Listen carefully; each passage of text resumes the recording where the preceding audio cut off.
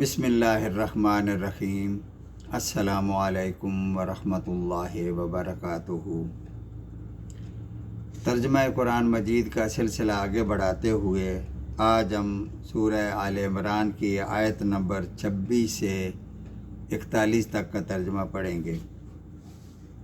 آیت نمبر 26، یہ بڑی عظیم دعا ہے، بلکہ سورہ آل عمران دعاؤں سے بھری پڑی ہے۔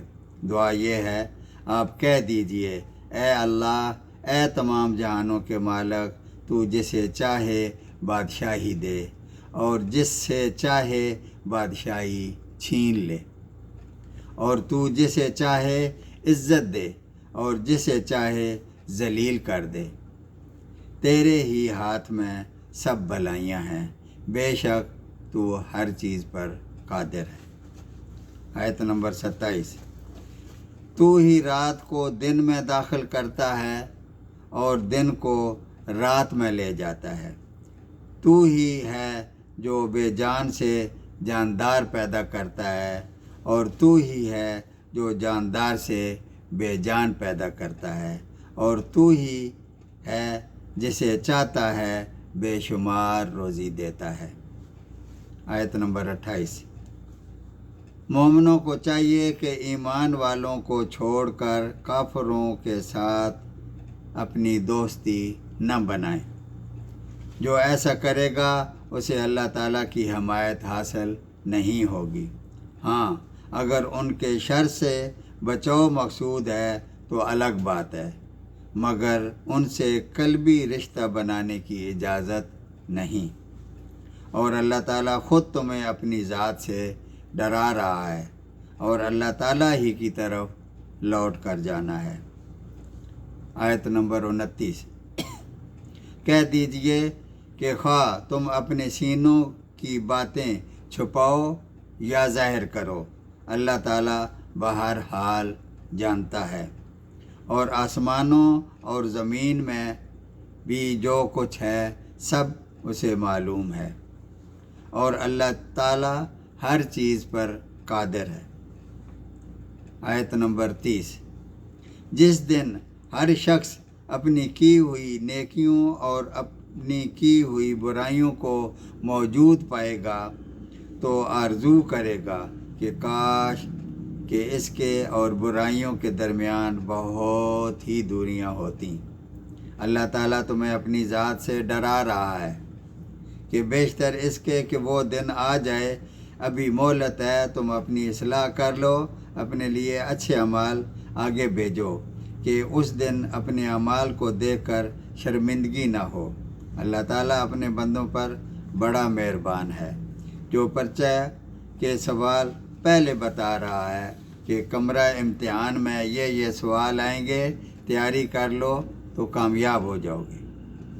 آیت نمبر 31، کہہ دیجئے، اگر تم اللہ سے محبت رکھتے ہو تو میری تابعداری کرو، خود اللہ تعالیٰ تم سے محبت کرے گا اور تمہارے گناہ معاف فرما دے گا، اور اللہ تعالیٰ بڑا بخشنے والا ہے۔ آیت نمبر 32، کہہ دیجئے کہ اللہ تعالیٰ اور رسول صلی اللہ علیہ وآلہ وسلم کی اطاعت کرو، اگر یہ منہ پھیر لیں تو بے شک اللہ تعالیٰ کافروں سے محبت نہیں کرتا۔ آیت نمبر 33، بے شک اللہ تعالیٰ نے تمام جہان کے لوگوں میں سے حضرت آدم علیہ السلام کو، حضرت نوح علیہ السلام کو اور حضرت ابراہیم علیہ السلام کے خاندان اور عمران کے خاندان کو منتخب فرما لیا۔ آیت نمبر 34، کہ یہ سب آپس میں ایک دوسرے کی نسل سے ہیں اور اللہ تعالیٰ سنتا جانتا ہے۔ آیت نمبر 35، جب عمران کی بیوی نے کہا، اے میرے رب، میرے پیٹ میں جو کچھ ہے اسے میں تیرے لیے آزاد کرنے کی منت مانتی ہوں، یعنی میرے پیٹ میں جو بچہ ہے اس کو میں ہیکل کی خدمت اور تورات کی خدمت کے لیے آزاد کر دوں گی، اور اس پر کوئی دنیاوی ذمہ داری نہیں ڈالوں گی، تو میری طرف سے قبول فرما، یقیناً تو خوب سننے والا اور خوب جاننے والا ہے۔ خیال یہ تھا کہ بچہ پیدا ہوگا۔ آیت نمبر 36۔ جب بچی کو جنا تو کہنے لگیں کہ پروردگار مجھے تو لڑکی ہوئی۔ اللہ تعالیٰ کو خوب معلوم ہے کہ کیا اولاد ہوئی، اور لڑکا لڑکی جیسا نہیں، کہ اللہ تعالیٰ نے فرمایا کہ یہ لڑکی جو ہے اس جیسا تو کوئی لڑکا ہی نہیں ہے،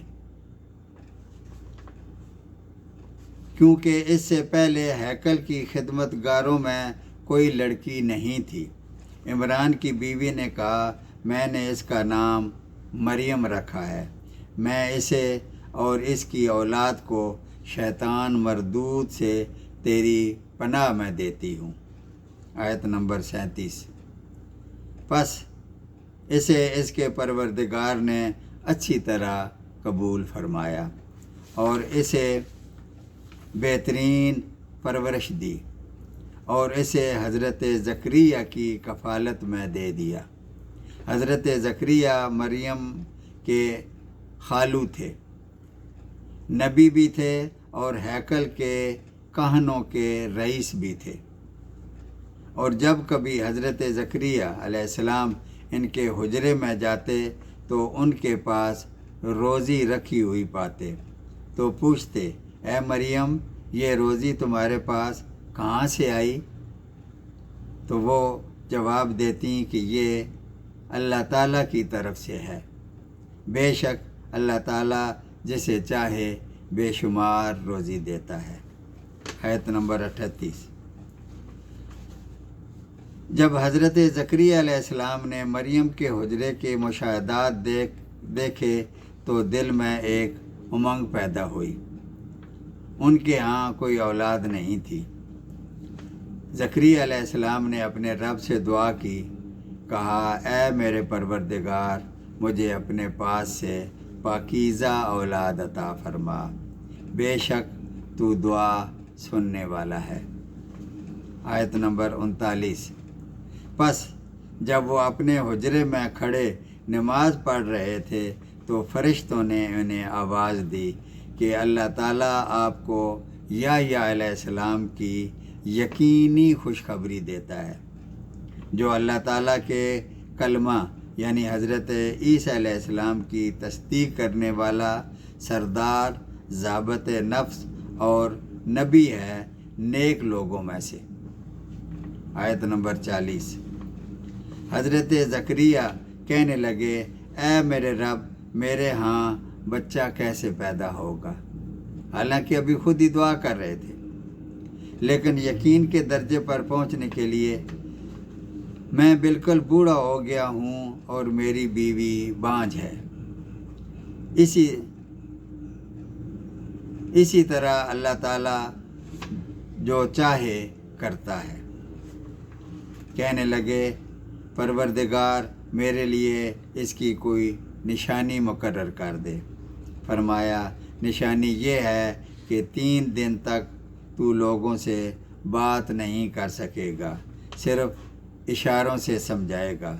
تو اپنے رب کا ذکر کثرت سے کر اور صبح و شام اس کی تسبیح بیان کرتا رہے۔ صدق اللہ العظیم۔